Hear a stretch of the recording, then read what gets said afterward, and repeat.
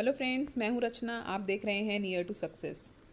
Yes, अगर आप channel पर नए हैं तो प्लीज़ आप चैनल को सब्सक्राइब करें और साथ ही बेल आइकन ज़रूर प्रेस करें, क्योंकि बेल आइकन अगर आप प्रेस नहीं करेंगे तो आपको मेरे लेटेस्ट वीडियोस के अपडेट्स नहीं मिलेंगे, राइट।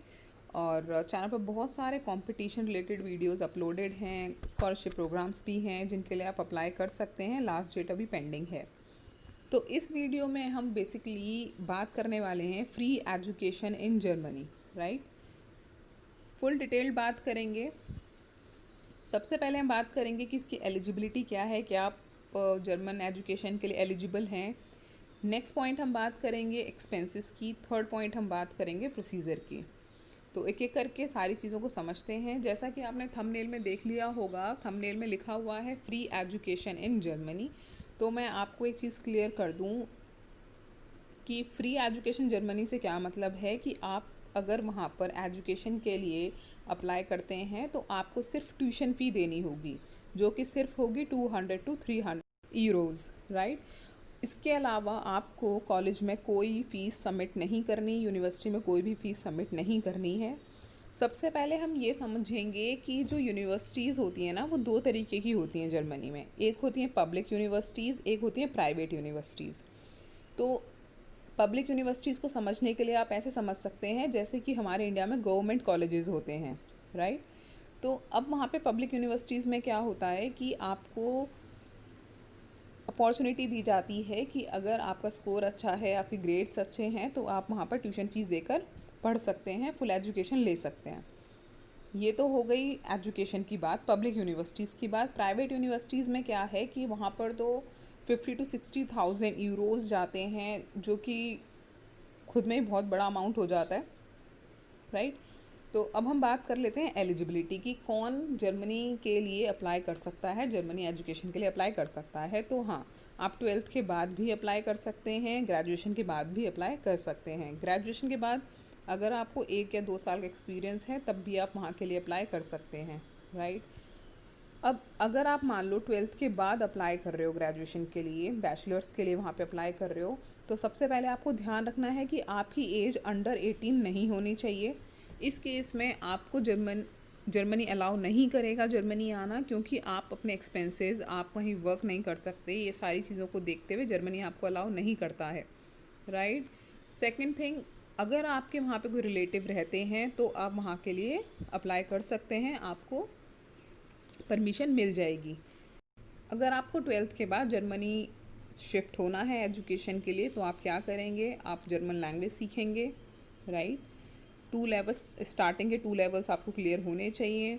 सेकंड थिंग, आप स्टूडेंट क्लिक करेंगे और वहाँ के लिए बैचलर्स के लिए अप्लाई कर देंगे, राइट। ये हो गया फर्स्ट ऑप्शन। सेकंड ऑप्शन जो आपके पास होता है वो ये होता है कि आप जर्मन लैंग्वेज सीख लो और 1 साल बैचलर यहाँ से कर लो, तो आपको डायरेक्टली वहाँ पे सेकेंड ईयर में एडमिशन मिल जाएगा। अब बात करते हैं थर्ड ऑप्शन की, जहाँ पर अगर मान लो आपने जी मेंस का एग्ज़ाम क्लियर कर लिया है विद अ गुड स्कोर और जर्मन लैंग्वेज भी आपको आती है, तो आपको डायरेक्टली बैचलर्स में एडमिशन मिल जाता है, राइट। यहाँ पर जर्मन लैंग्वेज आना इसलिए ज़रूरी है क्योंकि वहाँ पर बैचलर्स में मोस्टली जर्मन लैंग्वेज में ही पढ़ाया जाता है। बहुत रेयर कॉलेजेस हैं जो कि एजुकेशन प्रोवाइड करते हैं इंग्लिश में। तो अब आगे बात करते हैं, अब बात करते हैं आफ्टर 12th की, क्योंकि सबसे बेस्ट वे यही है कि आप बैचलर्स के बाद वहाँ अप्लाई करें, क्योंकि बहुत ज़्यादा दिक्कत आती नहीं है, क्योंकि वेरियस कॉलेजेस ऐसे हैं जो इंग्लिश में आपको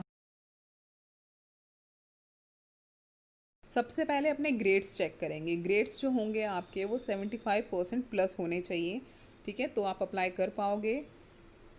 जर्मन लैंग्वेज आप सीख लेना, और नहीं तो आपके पास ऑप्शन है कि आप वहाँ जाकर भी साथ के साथ सीख सकते हो। लेकिन प्रॉब्लम ये है कि वो जर्मनी भी जर्मन में ही सिखाते हैं, राइट। जैसे यहाँ पर आपने देखा होगा स्पोकन इंग्लिश क्लासेस भी इंग्लिश में ही सिखाते हैं, तो इसी तरीके से बहुत डिफ़िकल्ट हो जाता है। तो बेटर होगा आप अभी जर्मन लैंग्वेज सीख लें और वहाँ के लिए अप्लाई कर दें। तो इस सारे प्रोसेस में थोड़ा टाइम लग जाता है, इसलिए आपको पहले से प्रिपरेशन करके चलनी पड़ेगी। ये हो गई बात बैचलर्स के बाद की और ग्रेजुएशन की बात की। अब पॉइंट आता है कि अगर मान लो आपके ग्रेड्स, आपकी परसेंटेज जो है बैचलर्स में 75% एंड अबव नहीं है, तो क्या आप वहाँ के लिए अप्लाई नहीं कर सकते? आप वहाँ के लिए अप्लाई कर सकते हो। अगर मान लो आपकी 75% लो है, 70 है, 60 है, तो आप वहाँ के लिए कैसे अप्लाई करोगे? इसके लिए कुछ प्लस पॉइंट्स होने चाहिए, जैसे कि आप लेटर ऑफ मोटिवेशन बनवा सकते हैं। लेटर ऑफ मोटिवेशन मतलब कि एक लेटर जिसमें आप ये शो करोगे कि आपके गोल्स क्या हैं, आपको वहाँ से एजुकेशन क्यों करनी है, अपने रिलेटेड फील्ड्स में आप और क्या सोचते हो, तो इस तरीके का लेटर, राइट। और ये लेटर जो है आप प्रोफेशनल्स की हेल्प से ही बनवाना। इसका रीज़न ये है क्योंकि हमारी इंग्लिश उतनी अच्छी नहीं होती है कि हम अपने व्यूज़ को पेपर पर प्रेजेंट कर पाएँ उतने अच्छे तरीके से कि जो कि सामने वालों को इफ़ेक्टिव लगे, राइट। जब हम किसी चीज़ को प्लस पॉइंट कंसिडर करवा रहे हैं तो बहुत इफ़ेक्टिव होनी चाहिए।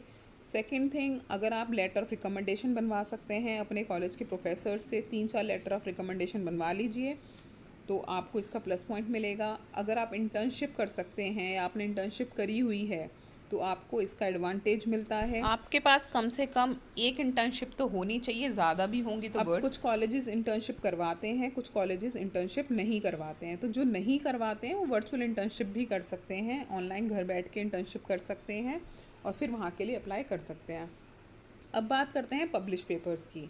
पब्लिश पेपर्स अगर आप 3-4 पब्लिश कर देते हो जिसमें आप ब्लॉग्स बनाओगे अपने वर्क रिलेटेड फील्ड के कि उसमें और क्या क्या इनोवेशंस हो रहे हैं, राइट, तो इसका भी एडवांटेज रहता है। लेकिन पब्लिश पेपर करने से पहले आपको ये ध्यान रखना है कि जो उसका सिंटेक्स होगा, जो उसका लेआउट होगा वो प्रॉपर होना चाहिए।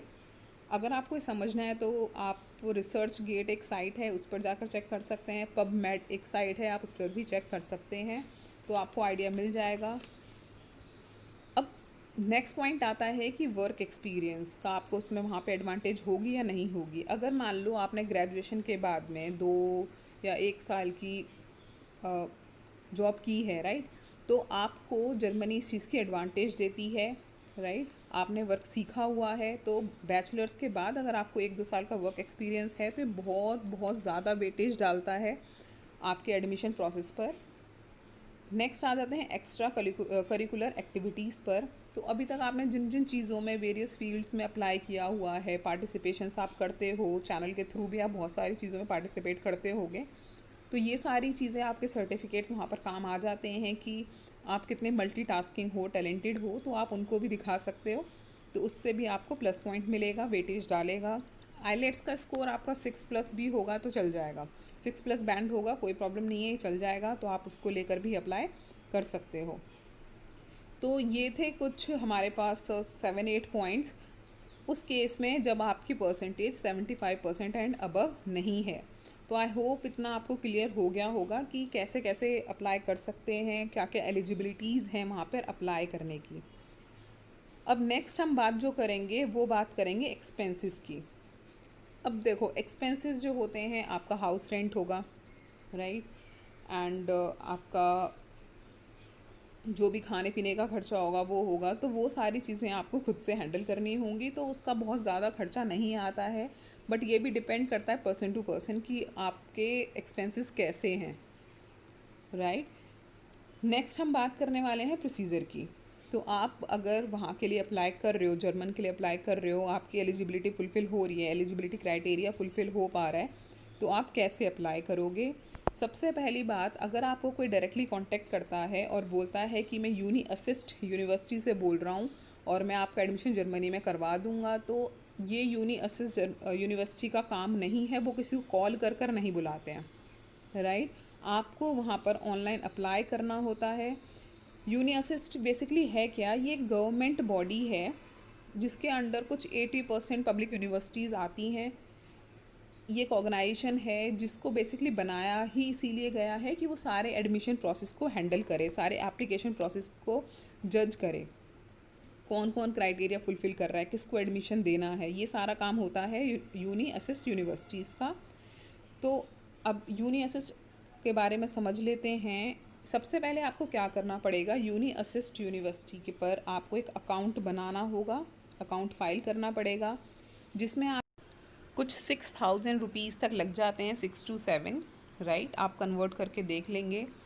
और उसके बाद में आपने क्या करना होता है, अब यूनिएसएस के अंडर बहुत सारी यूनिवर्सिटीज़ आती हैं, राइट। तो according to your interest, according to your field, कौन सी यूनिवर्सिटी क्या करवा रही है, उसके हिसाब से आप वहाँ पर अप्लाई कर सकते हैं।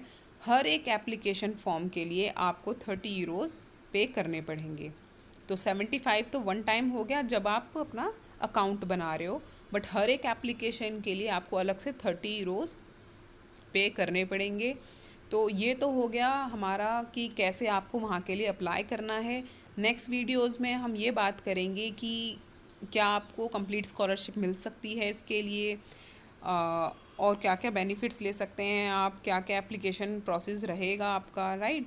तो और भी कुछ आपके मन में डाउट होते हैं तो please do let me know in the comment box. एक एक करके हम सारे टॉपिक्स को कवर करने की कोशिश करेंगे। आई होप आपको इस वीडियो से इतना आइडिया तो लग गया होगा कि क्या प्रोसीजर है, राइट, क्या एलिजिबिलिटीज़ हैं।